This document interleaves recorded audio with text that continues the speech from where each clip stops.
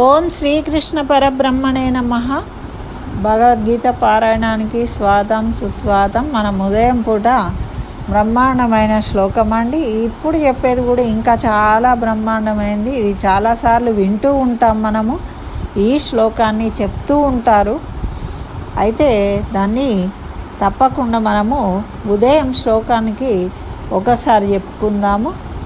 ఆత్మ వినాశి అవినాశి, శరీరము వినాశి నశించేది, ఆత్మ నశించదు అనేది చెప్పిండ్రు. దాన్ని నిర్ధారణ చేయడానికి ఇప్పుడు మనకు 22వ శ్లోకాన్ని చెప్తూ ఉన్నారు. అయితే వాసాంసి జీర్ణాని యదా విహాయ నవాని గృహ్ణాతి నరోపరాణి తదా శరీరాణి విహాయ జీర్ణా నవ్యాని సంయాతి నవాని దేహి. ఓ అర్జున, మానవుడు చినిగిపోయిన వస్త్రాలను వదిలేసి వేరే నూతన వస్త్రాలను ధరిస్తాడు.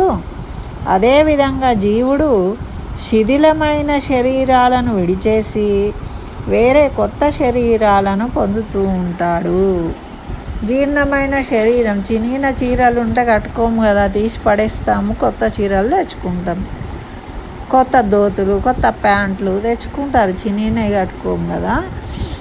అట్లా ఇక్కడ మనుష్యుడు ఏ విధంగా అయితే చినిగిన వస్త్రాలను వదిలేసి కొత్త వస్త్రాలు ధరిస్తాడో, అందుకే మనకు చెప్తారు ఉగాది రోజు తప్పకుండా కొత్త బట్టలు వేసుకోవాలి, పాతవి వేసుకున్న బట్టలు వేసుకోవద్దు అని. ఎందుకు అంటే ఒక జీవితం ఒక సంవత్సరం గడిచిపోయింది అంటే ఇంకో సంవత్సరము అంటే ఇంకో జన్మ ఎత్తినట్టు. మనం అంటే ఎప్పుడైనా ఏ నిమిషాల్లోనే ఏమైనా కావచ్చు. సంపూర్ణంగా ఆ జీవితాన్ని ఆ సంవత్సరం అంతా గడిపినాం కాబట్టి కొత్త జీవితంలోకి అడుగు పెడుతున్నాము అంటారు. అందుకనే కొత్త వస్త్రాలు వేసుకోవాలి తప్పకుండా అని చెప్తూ ఉంటారు. అట్లా ఇక్కడ ఏమంటున్నారు అంటే, మానవుడు చినిగిపోయిన వస్త్రాలను వదిలేసినట్టు మనలో జీవుడు ఉంటాడన్నాడు కదా, ఆ జీవుడు కూడా ఈ శరీరము రోగాల పాలయ్యి శుష్కించి పనికి రాకుండా పోతుంది. అప్పుడు ఏం చేస్తాడు? ఈ శరీరాన్ని ఎందుకు నేను ఈ శరీరంలో ఉండి నాకు ఏం ఉపయోగం లేదు, ఇది ఏ కర్మలు చేసేటట్టు లేదు, దీనికి నడవ రావట్లేదు, కూర్చో రావట్లేదు, ఏ పని ఏ కర్మ చేయరావట్లేదు, ఇది ఎందుకు అని ఏం చేస్తాడు? ఈ శరీరాన్ని వదిలేస్తాడు. వదిలేనప్పుడు ఈ శరీరాన్ని మనము పారేస్తాము. ఆ విధంగా మళ్ళీ కొత్త శరీరంలోకి వెళ్తాడనమాట. అయితే అట్లా వెళ్తాడు అని నిర్ధారిస్తూ ఉన్నాడు. ఇప్పుడు ఇది ఆత్మ అనేది నశించదు అన్నాడు. నశించదు అనడానికి ఎట్లా చెప్తున్నాడు? ఆత్మ అదే ఉంటుంది, ఎప్పుడూ కూడా శరీరాలు మారుతూ ఉంటాయి. శరీరాలు మనం వేసుకునే బట్టలు లాంటివి తీసేస్తాము, మళ్ళీ కొత్తవి వేసుకుంటాము. అలాగే శరీరము మార్చుకుంటుంది, జీవుడు కొత్త శరీరాన్ని పొందుతాడు అంటుంది. మరి ఇక్కడ జీవుడు నిత్యుడు, నశించేవాడు కాదు, మార్పు చెందేవాడు కాదు, ఎప్పుడూ అలాగే ఉంటాడు కదా. పిట్టలు గూడు కట్టుకుంటాయి, ఒక గూడు కట్టుకొని దాన్ని కొత్తగా వచ్చినప్పుడు ఆ గూడు పాడైతే ఇంకోటి కట్టుకుంటాయి. ఆ గూడే సర్వమని భ్రమిస్తుంది అది కదా. పిట్ట కూడా ఏమనుకుంటుంది? ఆ గూడు నాది అనుకొని ఎక్కడెక్కడో తిరిగి వచ్చి అందులోనే మళ్ళీ ఉంటుందన్నమాట. అది ఆ గూడు నా సొంతం అనే భావన కలుగుతుందన్నమాట. అయితే ఆ గగనంలో ఎంతసేపు ఇటు అటు ఇటు అటు తిరుగుతూ ఉన్నా కూడా అప్పుడు ఆనందపడుతుంది తిరిగినంతసేపు. కానీ ఆ గూడులో ఉన్నప్పుడు ఆ గూడే దాని ప్రపంచం.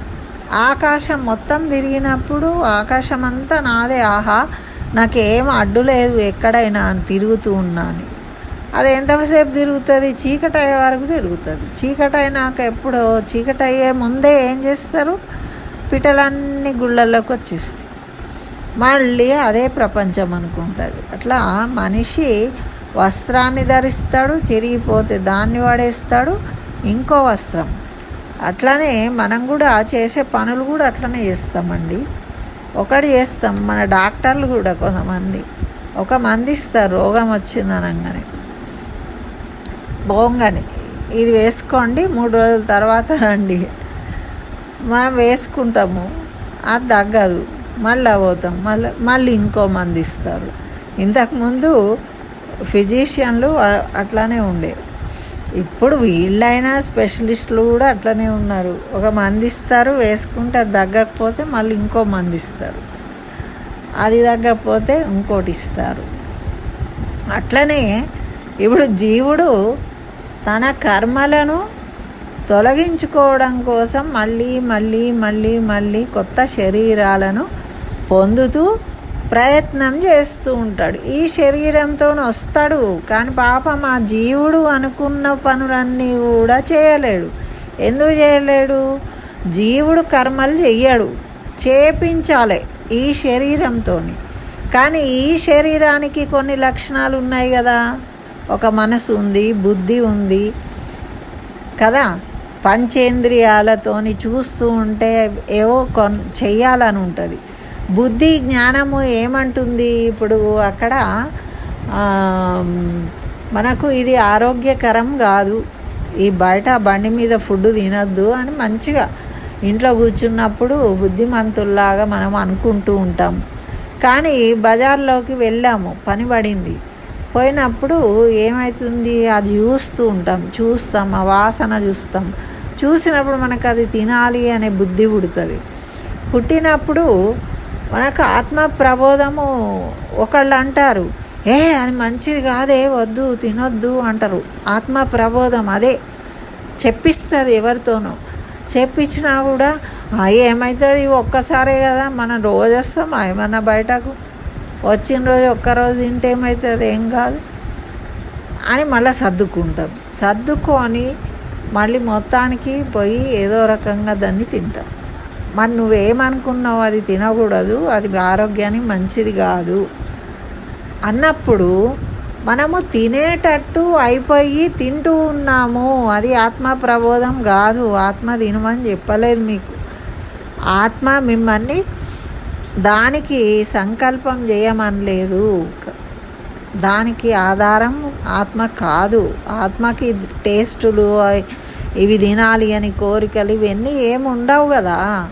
మరి అవన్నీ దేనికి ఉన్నాయి? మన శరీరానికి ఉన్నాయి. మన శరీరానికి ఏవేవి కావాలనిపిస్తే అవన్నీ మనం కోరుకుంటూ ఉంటాం. ఈ శరీరానికి చేతికి గాజులు వేసుకోవాలి, చల్లగా చలి పెట్టంగానే స్వెటర్ వేసుకోవాలి. ఇవన్నీ దేనికి సంబంధించినవి? మన శరీరానికి సంబంధించినవి. ఇవన్నీ చేయడంలో పాపము ఆత్మ అసలు చేయాల్సిన పనులు ఏవేవి ఉంటాయో ఆ లక్ష్యం అనేది నెరవేరడం లేదు. అక్కడ మిస్టేక్ జరుగుతుంది.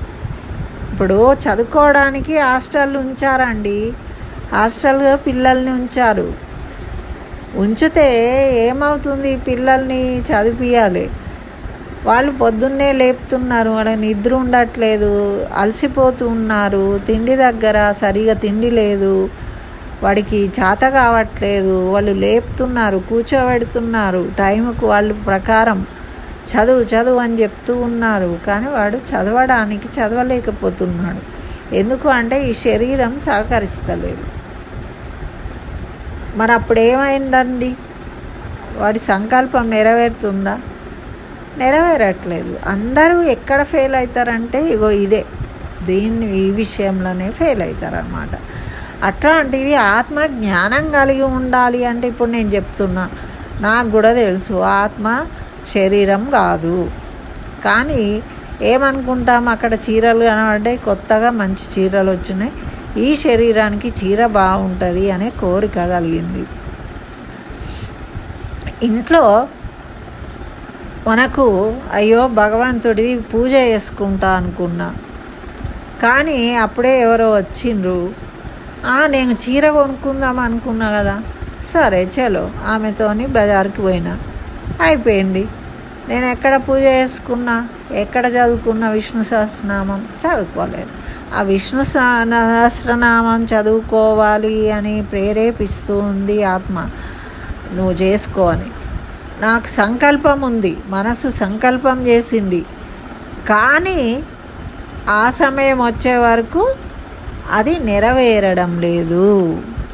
ఎందుకు అంటే నేను ఇప్పుడు ఇది చదువుతా అనుకున్నా కాబట్టి ఇది చదవాల్సిందే అనే నియంత్రణ లేదు.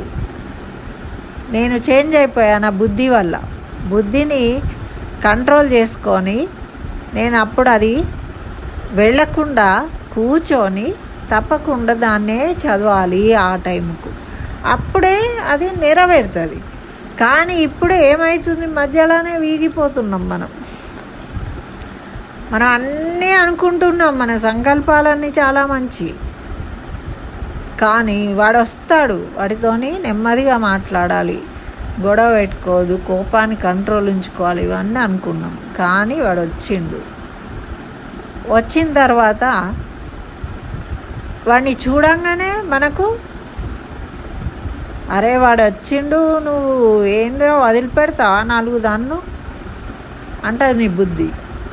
అనగానే ఏమైపోతావు, ఇదంతా అప్పటిదాకా ఇట్లా పట్టుకొని ఉన్నావా, కంట్రోల్లో పెట్టుకొని కోపం రావద్దు రావద్దు రావద్దు రావద్దు, కోపం రానే వచ్చింది, 4 అన్నానేదా నేను.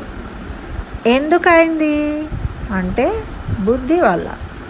ఇట్లా మనం ఎన్నో మంచి ఆలోచనలు చేస్తాము, చేయబడతాయి, సంకల్పాలు చేయబడతాయి, కానీ ఆ సంకల్పాలన్నీ అదే విధంగా మనము అమలు చేయలేకపోతాము. అక్కడ మన జీవితాలు ఫెయిల్ అవుతాయి. మళ్ళా మొదటికి వస్తుంది మన కథ.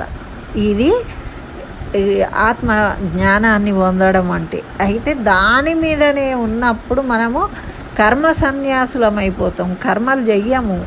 ఇప్పుడు అన్ని కర్మలే కదా, ఇప్పుడు ఇవన్నీ చేసేది ఏంది, మా కర్మ అంటాం మనము అనేది కూడా అదే మాట. మరి కర్మలే చేస్తున్నాం కానీ మనకు అవసరమైన కర్మలు చేయట్లేదు, అనవసరమైన కర్మలను చేస్తూ ఉన్నాము. ఇంకా అదొకటి, మనకు అవసరమైంది అని మనకేదో తెలుసు, కానీ రేపు చేద్దాంలే, ఇక ఇవాళ ఇదే అని చెప్పేసి మధ్యలో ఏదో అడ్డొచ్చి మనం చేయాలనుకున్న కర్మ చేయకుండా వేరే కర్మకు వెళ్ళిపోతున్నాము. అట్లా మనం కాలం అంతా వృధా అయిపోతుంది. అట్లా ఎన్నో రకాలుగా ఉంటుంది మన ఆయుష్, హెల్త్, మన ఆలోచనలు, మనకు కలిగే ఆటంకాలు, ఇవన్నిటి మీద డిపెండ్ అయ్యి ఉంటుంది అన్నమాట. మనకు ఆత్మజ్ఞానం అందరికీ ఇప్పుడు చిన్నపిల్లోడికి చెప్తే కూడా వాడు కూడా ఆహా నేను కాదా, అయితే చెయ్యి నాది కాదా, ఏమన్నా కానీ అన్నట్టు ఉంటుంది. ఇప్పుడు మన పరిస్థితి కూడా అదే. అయ్యో ఈ చేతికి పిన్ను గుచ్చుకుందండి అనగానే అయ్యో ఎంత బాధపడతామో ఈ చెయ్యిని చూసుకొని. మరి ఇది చెయ్యి నాది కాదు అని ఊరుకుంటే మనం పనులు చేసుకోవాలి కదా, తెల్లారులేస్తే ఈ చేతులతోనే పనులు చేయాలి. అట్లాంటప్పుడే మనం ఏం చేయాలి, ఎక్కువ ప్రేమ పెంచుకోవద్దు, సాధన చేయాలి. ఈ మమకారం అనేది పెంచుకోవద్దు అని చెప్పిండు భగవంతుడు. శరీరాన్ని కాపాడుకోవాలనే చెప్పిండండి. ఈ శరీరాన్ని కాపాడుకోవాలి, ఎందుకంటే దీంతోనే మనం కర్మలు చేయాలి. ఆ కర్మలు ఏవి చేయాలి అంటే మనము మన సంకల్పాలు ఏముంటాయో ఆ కర్మలు చేయడానికి ఉపయోగించుకోవాలి. అంటే దానికోసం మనము భగవంతుణ్ణి స్మరించాలి. అప్పుడే మనది సరి అయిన మార్గంలో మన జీవితం పయనిస్తుంది. గురువు ద్వారా మనము ఆ సంకల్పాలు నెరవేరే విధానంలోకి వెళ్ళిపోతాం అన్నమాట. మనమే నిర్ణయించుకున్నప్పుడు వాటిని ఖచ్చితంగా చేయలేము. ఎలా చేయాలి అని ఏదైనా ట్రైనింగ్ తీసుకున్నారనుకోండి, అప్పుడు దాన్ని పర్ఫెక్ట్గా చేయగలుగుతారు. ఈ గురువు దగ్గర ఈ శిక్షణ పొందడము, ఈ విద్య నేర్చుకోవడము, వినడం ఎందుకోసము అంటే ఈ కర్మలను కరెక్ట్గా చేయడం కోసం. ఇదండి మనకు ఈ 22వ శ్లోకానికి అర్థము. ఇంకా కొంచెం గట్టిగా చెప్పిండు ఇవాళ అర్జునుడికి. మరి ఇంకా ఇలాంటివే చాలా ఉంటాయి. ఒక దాంట్లో ఒకటి వింటూ ఉంటే మనకు ఆనందము కలుగుతుంది, ఆరోగ్యము కూడా కలుగుతుంది. కాబట్టి తప్పకుండా వినండి. అందరూ వింటున్నారండి. 100 మంది వింటే 10 మంది కూడా లైక్ చేస్తలేరు. కొంచెం లైక్ చేస్తే, ఇంత హార్డ్ సబ్జెక్ట్ ఇది కదా, మళ్ళీ ఇది ఎట్లుంటుంది అంటే డ్రై సబ్జెక్ట్ అనుకుంటారు. ఎందుకంటే దీంట్లో ఎంజాయ్మెంటు అనుభవించే వాళ్ళే అనుభవిస్తారు. కానీ అందరికీ వినంగానే ఏదో పాట విన్నట్టుగా ఆనందం కలగదు. దీన్ని కొంచెం డెప్త్కి వెళ్తున్నాం కాబట్టి మీరు కూడా వింటున్నారు అనే సంకేతంగా లైక్ చేస్తే నాకు కూడా ఇంకా మంచి చెప్పాలి, ఇంకా మంచి ఐడియాతోని, మంచి ఉదాహరణలతోని చెప్పాలి అనే ఆలోచన కలుగుతుంది. కాబట్టి దయచేసి నేను చదువుకుంటాను, చదువుకోనేది నేను చెప్తూ ఉన్నప్పుడు నేను కూడా ఆనందాన్ని పొందుతూ ఉంటాను. అందుకే నేను ఫస్ట్ నాది నేను లైక్ చేసుకుంటాను, నేను కామెంట్ పెట్టుకుంటాను, దాన్ని చూసన్నా మీరు పెడతారు అని. దయచేసి లైక్ చేయండి, షేర్ చేయండి, కామెంట్ రాయండి. మరి స్వస్తి. సర్వం శ్రీకృష్ణ చరణారవిందార్పణమస్తు.